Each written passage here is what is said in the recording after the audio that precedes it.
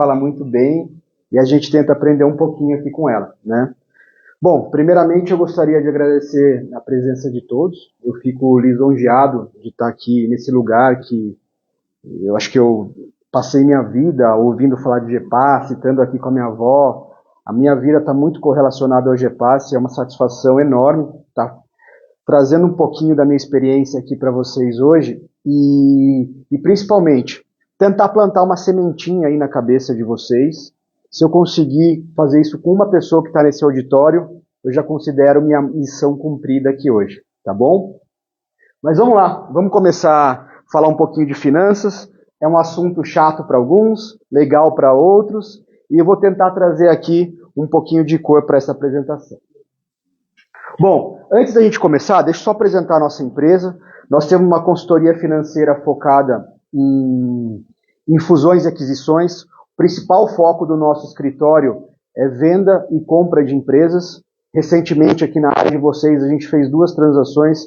Foi a venda do Hospital Evangélico, né, para o Hospital Care, e o Instituto de Oncologia de Sorocaba, do Dr. Gilson Delgado. Pouco antes dele falecer, a gente vendeu a empresa dele também. Então esse é um dos principais braços da nossa empresa. E há 5 anos atrás, muito mais por um prazer meu e um hobby, a gente começou a trabalhar na educação financeira. A gente começou a tentar levar um pouco dessa nossa experiência de mercado financeiro para as pessoas, para a gente conseguir mudar o futuro e principalmente para todos vocês terem uma aposentadoria mais tranquila. Tá? Então eu sou o Bruno De Luca, um dos principais executivos da empresa. A gente está com parte da nossa equipe aqui hoje e a gente vai tentar ajudar vocês nesse futuro promissor. Vamos lá. Pessoal, antes da gente começar a apresentação, eu queria falar um pouquinho do Brasil, né? A gente tem uma curiosidade que pouca gente sabe. Até peço desculpa para minha avó, que eu uso ela nesse momento da minha palestra como exemplo. Pode ser que ela fique brava comigo aqui hoje, mas como ela está aqui, eu já peço desculpa antecipadamente, tá, vó? Vocês sabem mais ou menos qual era a idade média de morte dos brasileiros na década de 40? Alguém chuta aqui? Estão falando 1940, pessoal, não é muito longe. Alguém tem... Boa, 45 anos. Então o brasileiro morria na década de 1941 a 1950 com 46 anos de média. E isso, né, vem melhorando ao longo do tempo, graças a vocês. Por que graças a vocês? Com o avanço da medicina, profissionais capacitados, a gente está conseguindo melhorar essa pirâmide. Isso é bom, né, porque a gente está vivendo mais tempo com os nossos entes queridos. Qual é a parte ruim disso? Pessoas vivendo mais precisam de mais dinheiro para viver. E a maioria não se prepara para ter uma velhice tranquila. E, infelizmente, pessoal, a gente não vai poder contar com o INSS, mas eu já vou poder explicar para vocês o porquê da minha teoria, tá? E ao longo dos anos, 1961 a 1970, a gente foi com 52 anos, depois 62 anos, até o último estudo que a gente tem aqui foi de 2001 a 2010. O brasileiro passou a morrer com 73 anos. Então, agora que eu uso o exemplo da minha avó, imagina minha avó com um pouquinho mais de 80 anos, né? Hoje na frente do GEPAS, ativa, trabalhando, com uma vida saudável, né? Então a gente vai viver muito tempo. E o nosso bolso está preparado para a gente viver tudo isso? A gente vai depender do governo, do INSS. Será que a gente vai conseguir que o INSS dê essa aposentadoria? Principalmente os mais jovens. Estou vendo muitos jovens aqui. Os mais jovens. Será que vão conseguir chegar lá para ter uma velhice tranquila? Nós estamos nos planejando? Eu vou ajudar vocês com isso. Mas antes da gente voltar a falar de previdência, eu quero contar uma curiosidade. 90% do dinheiro do brasileiro está na caderneta de poupança. Quem tem dinheiro na caderneta de poupança aqui, levanta a mão.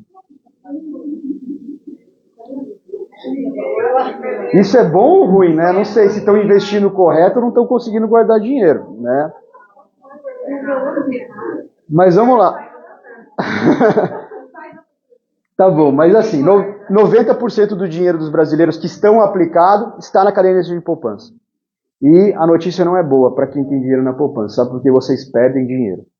Não é que o dinheiro some de um dia para a noite, ele simplesmente desaparece. Não some, igual aconteceu com o Collor lá atrás. Por que vocês perdem dinheiro na caderneta de poupança? O Brasil é um país inflacionário. Quem faz supermercado aqui? Levanta a mão. Ah. Então, quem faz supermercado sabe, né, o que aumenta o preço do leite, o que aumenta o preço do feijão, o que aumenta o preço do arroz. Isso é inflação, a alta dos preços. Então, se vocês pegarem no Brasil o valor de um pacote de arroz, quanto custa um pacote de arroz hoje? 20, 30 reais? R$28,90. Gostei. R$28,90 o pacote de arroz.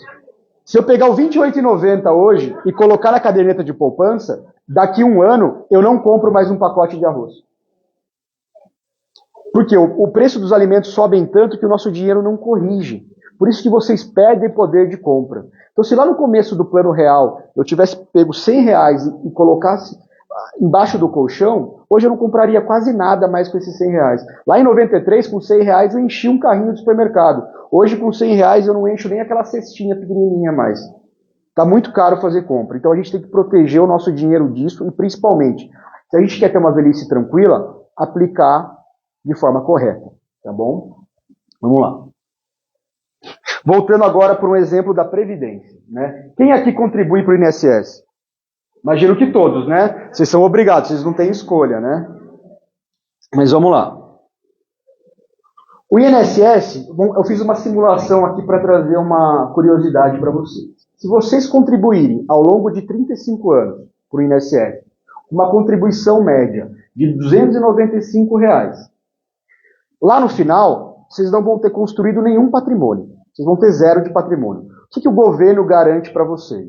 Vocês vão ter uma renda vitalícia de R$2.800. Quanto tempo? Não sei quanto tempo vocês vão viver, mas o governo garante para vocês uma renda de R$2.800 para o resto da vida. Isso é bom? O que vocês acham? Péssimo? Vamos fazer uma comparação? Agora, se a gente tivesse a escolha, se ao invés de eu contribuir para o INSS, eu pudesse aplicar esse dinheiro, como que seria?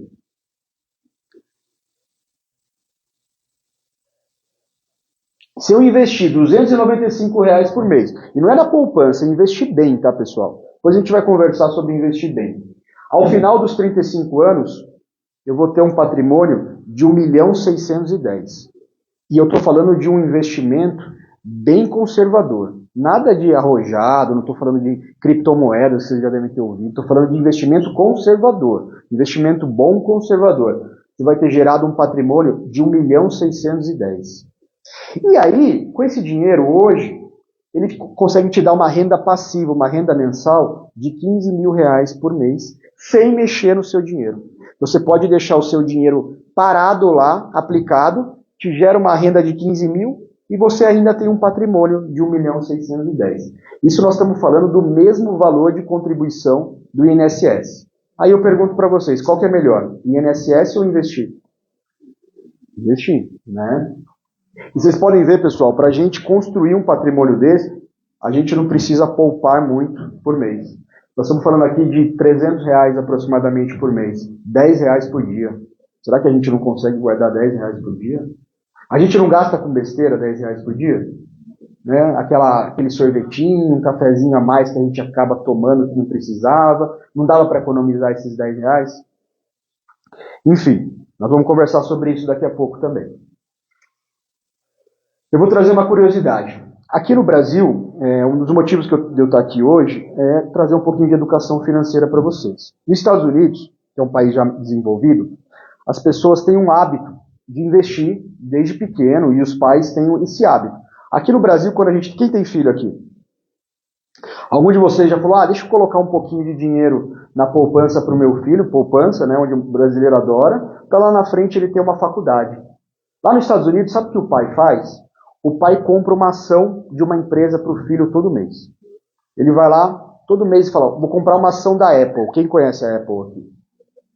Então ele compra uma ação da Apple para o filho todo mês. Por quê? Porque quando o filho faz 18 anos, o filho tem um monte de ações da Apple e ele já tem uma renda da Apple. Mas como assim uma renda da Apple? Quando você é sócio de uma empresa, a empresa dá lucro, vocês recebem uma parte desse lucro. E assim que funciona a vida de um americano que está começando. Ele já tem uma renda mensal de grandes empresas que ele é sócio. No Brasil, a gente não tem essa cultura, a gente coloca na poupança. Tanto que 0,29% da população brasileira investe na Bolsa. Lá nos Estados Unidos, nós estamos falando de 65% da população. Só fazer uma analogia aqui para vocês. Opa, está ao contrário aqui. 0,30% da população brasileira está presa. Hoje a gente tem mais gente na cadeia do que investe na Bolsa no Brasil. Quando a gente fala dos Estados Unidos, 0,73% da população está presa. Tá? Só para vocês terem uma base de comparação, como é um mercado pouco explorado aqui. Continuando. Eu vou trazer, aqui acho que o propósito não é falar muito de renda variável, mas eu vou fazer um exemplo. Renda variável é bolsa de valores, tá, pessoal? Inclusive, quem não conhece, a gente não recomenda que invista muito em bolsa antes de estudar. Mas eu resolvi trazer esse exemplo só para brincar um pouquinho aqui com vocês. Quem aqui já teve iPhone?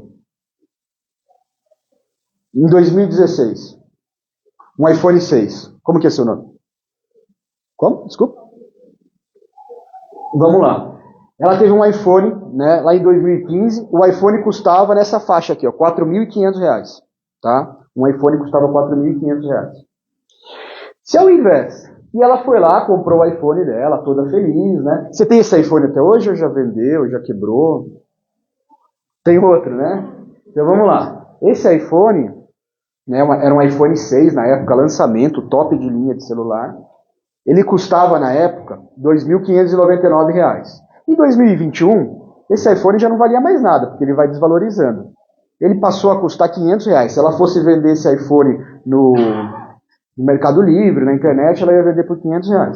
Se ao invés dela ter comprado esse iPhone por R$4.500, ela tivesse comprado ações da Magazine Luiza. Quem conhece a Magazine Luiza aqui? Magazine Luiza é aquela varejista da Dona Luiza Trajano, né? Que foi a pioneira na internet. Ela que começou a vender de forma mais eficaz na internet. Tá? Quanto vocês acham que ela teria de dinheiro no mesmo período, em 2021? Quem chuta aqui?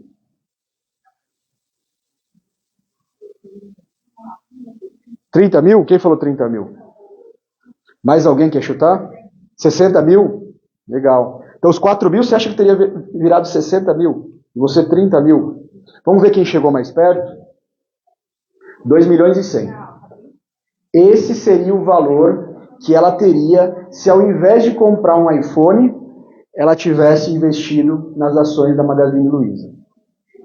Então você seria milionária hoje e não precisaria... Trabalharia por hobby, vamos chamar assim, né? Tenho certeza que você continuaria aqui no GPasse, mas trabalhando por hobby. E compraria um iPhone com retorno. Compraria um iPhone para todo mundo ou todo mundo preferiria pegar o dinheiro para investir também, né? Exatamente.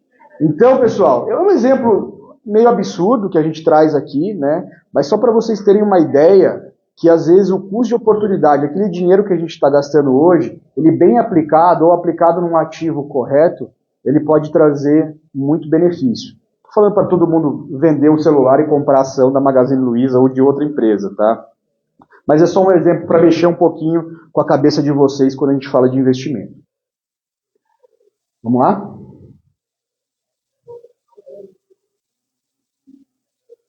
Eu trouxe 2 exemplos aqui de pessoas que são consideradas de sucesso, também ainda falando um pouquinho de bolsa. Esse senhor aqui é o Luiz Barsi, tá? Ele... Quem sabe o que é engraxate? Eu pergunto quem sabe, porque a gente dá muita palestra para criança, para escola. A gente tem, inclusive, uma matéria de educação financeira em algumas escolas aqui de Sorocaba. E quando eu pergunto para a criançada o que é engraxate, a maioria não sabe. A gente não vê mais aqueles meninos com a caixinha no ombro, né, para engraxar sapato. Esse senhor aqui, ele era engraxate. E antigamente, a Bolsa de Valores, ela fica no centro de São Paulo, mas existia o pregão Viva Voz. Quem já viu em filme aquelas pessoas gritando para comprar ação, aquela loucura, né? E esse senhor, ele ficava lá na frente da bolsa com a caixinha dele nos quiosques. Quem já foi em São Paulo sabe o quiosque que eu estou falando. Para engraxar sapato. Então o pessoal saía para almoçar e ele engraxava o sapato das pessoas, né? E ele sempre escutava eles conversando sobre ações, sobre o mercado financeiro, e um dia ele ficou curioso.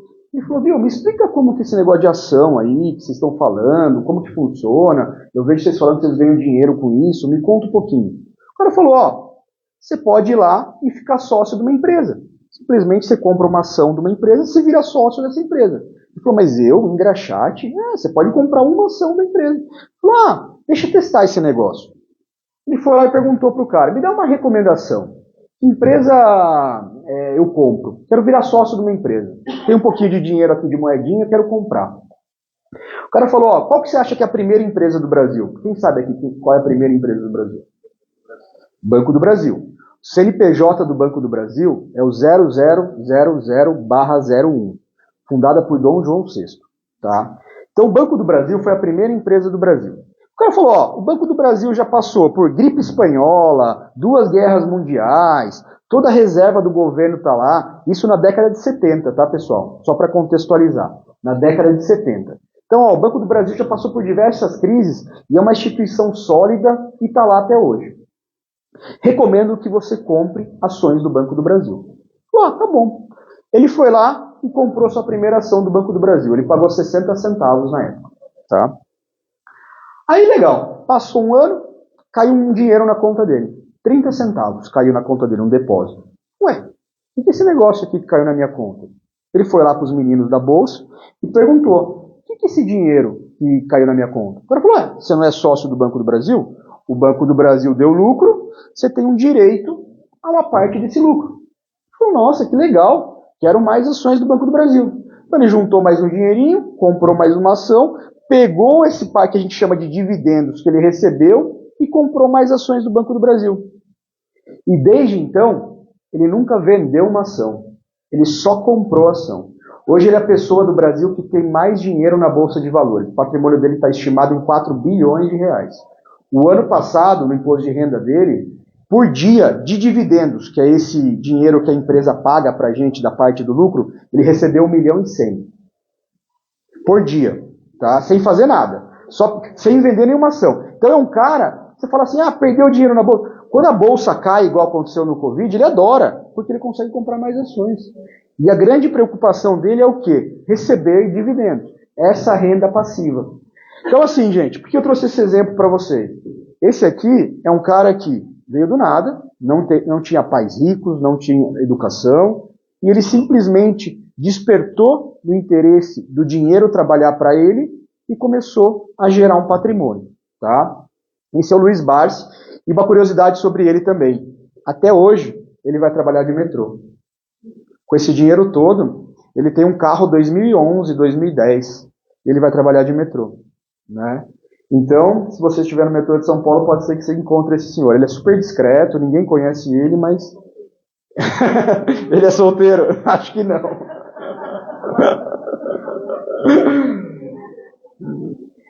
E aquele senhor lá em cima, ele é considerado o maior benfeitor do mundo. É o Warren Buffett. Ele já doou 90% da fortuna dele, que ele também fez no mercado de ações, para caridade. Ele tem uma fundação bem conhecida, inclusive.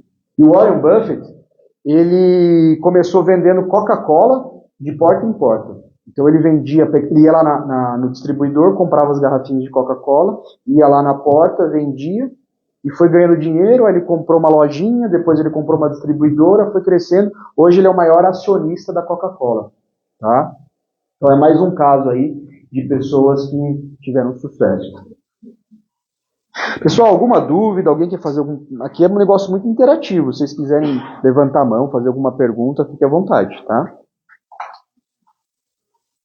E agora, pessoal, vamos começar o segredo. Qual é o segredo da gente conseguir ter uma velhice tranquila, uma aposentadoria sossegada, né? A primeira coisa, planejamento, né? Quem sabe aqui o quanto gasta por mês? Quem consegue controlar todo mês o quanto gasta, o quanto ganha, tudo certinho? Você consegue. Esse acho que é o principal segredo. Se eu fosse começar a investir hoje, eu começaria por aqui. De que maneira? Custos fixos. O que são os custos fixos? Aquele custo que a gente vai ter, faça chuva, faça sol. Então, Eu acordo, todo mês eu vou ter que pagar a escola do meu filho, o plano de saúde, o aluguel, a conta de luz, a conta de água. Isso não tem conversa, pessoal. A gente começa o mês já com essas despesas. Então vocês precisam saber o quanto é essa despesa. Então vamos supor que uma família que tenha renda de R$ 2.000. Os custos fixos, o recomendado é que esteja em torno de R$ 1.000, ou seja, 50% do seu salário é o ideal que seja os custos fixos. Então a primeira coisa que vocês vão fazer é planilhar ou escrever num caderninho quais são os custos fixos de vocês. E aí, o que sobrar, que é o variável, nós vamos ter que aprender a trabalhar com esse dinheiro. Então esse variável é o supérfluo, é aquele restaurante que a gente vai, é aquele cafezinho que a gente toma, é aquela viagem que a gente faz com a família. Então esse variável a gente vai aprender a controlar. E quanto menos desse variável a gente gastar, sabe que dinheiro que vai sobrar? O dinheiro do investimento, que entra no próximo segredo, que é o poupar. Então a gente vai começar a poupar. E assim, pessoal, vocês precisam criar esse hábito. Igual vocês têm o hábito de pagar uma conta, vocês têm que criar o hábito de poupar. Ah, mas eu não ganho muito, eu não consigo guardar dinheiro, nunca sobra. Mas crie esse hábito. Comece com R$ 5 por mês, coloque num cofrinho. Comece com R$ 10 por mês, coloque numa caixinha. Ah, consegui 50. Ótimo. A sua meta tem que ser uma meta baixa, mas faça chuva, faça sol, aquele dinheirinho pode fazer a diferença no final da sua vida. Então guarde um pouquinho de dinheiro todo mês. Não interessa a quantia. Meta baixa, conseguiu colocar muito mais dinheiro, no próximo mês você volta para a meta baixa. Aí o que vai acontecer com vocês? Vocês vão ser picados por um bichinho, que é o bichinho de poupar. Cada vez mais vocês vão ter vontade de guardar dinheiro. Isso eu garanto para vocês. Aí vocês vão começar a investir, né? O dinheirinho está lá no cofrinho, está no porquinho, está na caixinha, e fala, pô, se eu colocar o meu dinheiro num banco ou em algum lugar, eu vou começar a fazer o dinheiro trabalhar para mim, que esse é meu objetivo aqui.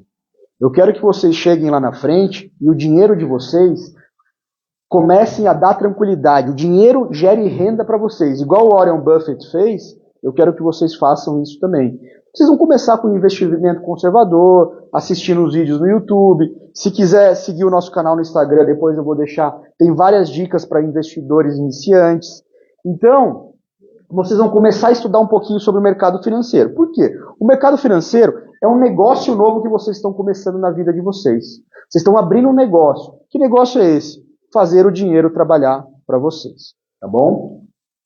Depois, vocês vão começar a criar um montante. Esse dinheiro vai precisar de um pouquinho mais de atenção. Vocês vão aprofundar nos estudos. E por último, pessoal, vocês vão chegar no objetivo, que é a aposentadoria. Que aí sim, quando o dinheiro estiver parrudo lá na conta de vocês, esse dinheiro vai gerar uma renda, igual eu mostrei para vocês lá do 1.610.000, que vai poder garantir um futuro tranquilo para vocês lá na frente. Então assim, pessoal, parece uma coisa muito complicada ficar milionário, né? E guardar dinheiro também. Mas eu trouxe um exemplo aqui também. Se a gente conseguir guardar R$ 1.000 por mês, é difícil, não é fácil guardar R$ 1.000 por mês, mas dá para guardar 300. Guarde 500, né? Então, enquanto vocês conseguirem guardar, já é alguma coisa. Mas vamos partir de um pressuposto aqui que eu consegui guardar R$ 1.000 por mês. Esse dinheiro não é muito. Se a gente for fazer conta, aqui é R$ 30 por dia. A gente aplica esse dinheiro por 20 anos numa taxa média de 1% ao mês, esse dinheiro vai se transformar em R$ 1 milhão.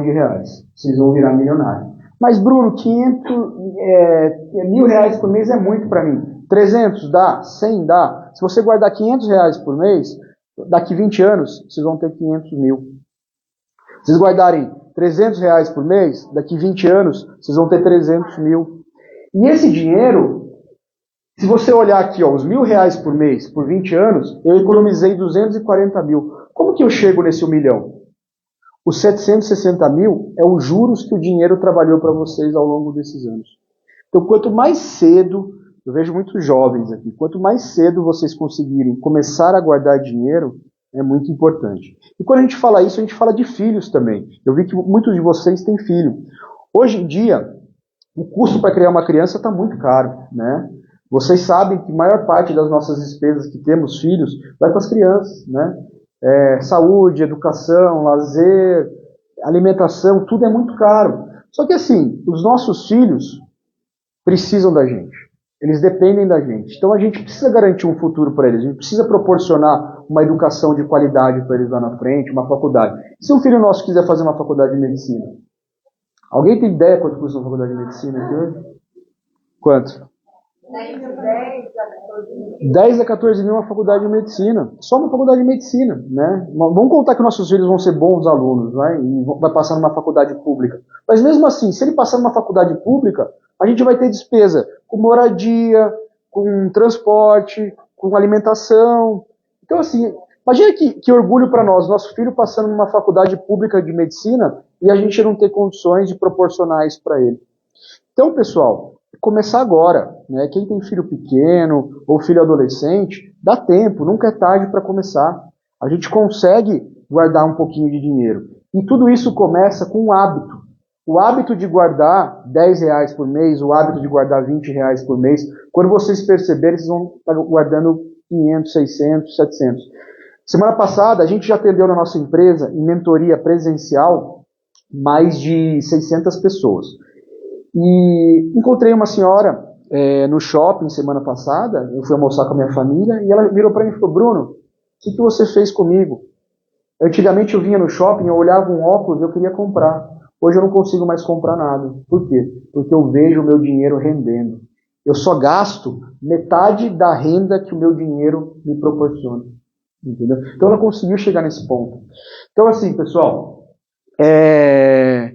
eu trouxe alguns exemplos aqui extremos, absurdos, né? O negócio da Magazine Luiza, contei a história do Luiz Barsi, mas por que tudo isso? Para ver se eu conseguia mexer um pouquinho com vocês e plantar essa semente de investimento, né? Então, como eu disse lá no começo da apresentação, se eu conseguir mudar o destino de um de vocês que estão aqui hoje, eu já considero a minha missão cumprida aqui, tá bom? Então, pessoal, vou abrir aqui para pergunta, depois a gente vai fazer uma brincadeirinha aqui com vocês no final, tá bom? Alguém ficou com alguma dúvida? Alguém quer falar alguma coisa? Alguma consideração? Sem vergonha.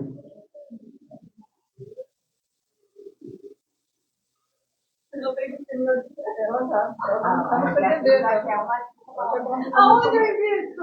R$50. Legal. Eu quero ficar milionária, pelo amor de Deus. É R$50 que eu tenho, não tá guardando. Ai, que maravilha. Eu tô falando pra ela que eu tô me sentindo mal. Vocês estão se sentindo mal? Não era isso. Não. Não é mal no sentido de fazer alguma coisa que Uhum. Então, é um começo, né? Você já conseguiu... Se você conseguir, que dia é hoje? Dia 13. Você consegue se comprometer todo dia 13 e guardar R$50 comigo? Vou cobrar, hein? Então, ó, esses R$50 que ela vai guardar todo mês...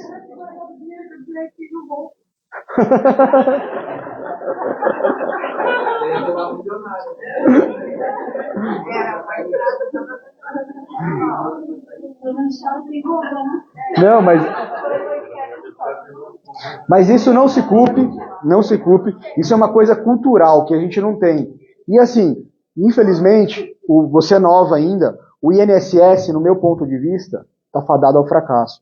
E acho que esses R$2.800 que eles garantem hoje, imagina, hoje já tem estudos que uma de cada 3 crianças, eu tenho um filho com 6 anos, uma de cada 3 crianças vão viver mais do que 100 anos de idade. Então, assim, você acha que o INSS, e cada vez mais as pessoas estão deixando de contribuir para o INSS, você acha que o INSS vai aguentar tanta gente vivendo por muito tempo assim? Então, assim, pessoal, a gente precisa começar a fazer o nosso plano B. A gente precisa. E a última coisa que eu quero falar para vocês antes de terminar, principalmente para quem tem filho, a importância do seguro de vida. Tá? Eu não sei quem aqui tem seguro de vida, quem não tem, mas o seguro de vida é uma das coisas mais importantes que existem. Eu vou trazer um exemplo aqui não muito feliz, que foi o caso de um cliente meu, 32 anos, faleceu semana retrasada. E ele morreu com um infarto fulminante, do nada. Estava lá tomando uma cerveja com o tio dele e caiu no chão duro e morreu. 32 anos. Super saudável, deixou 3 filhos. Né? E um seguro de vida para um menino da idade dele, para proteger, para deixar para os filhos dele 650 mil, custa R$90 por mês. R$3 por dia. R$3 por dia. Então, R$3 por dia, ele deixou para a família dele 650 mil. Então, isso é uma coisa muito séria. O seguro de vida a família recebe no dia seguinte. E é uma coisa, principalmente para quem é jovem. Quem é jovem é muito barato pagar. Então, o seguro de vida é uma coisa inversamente proporcional ao dinheiro que vocês guardam. Quando vocês chegarem numa fase mais avançada da vida, com seus 60, 70 anos, você não precisa mais de seguro de vida se você fizer de forma correta isso aqui. Seus filhos já estão criados, sua família já está encaminhada e você tem um dinheirinho guardado para uma reserva de emergência. Mas principalmente quando vocês são jovens, não deixem de fazer seguro de vida. Tá bom? Então é isso, pessoal. Mais alguém quer fazer alguma consideração? Alguém tem alguma dúvida? Quer falar alguma coisa de investimento? Que já viu por aí, que já investiu, que já viu na internet? Bom, espera só um minutinho. Quer me dar o celular?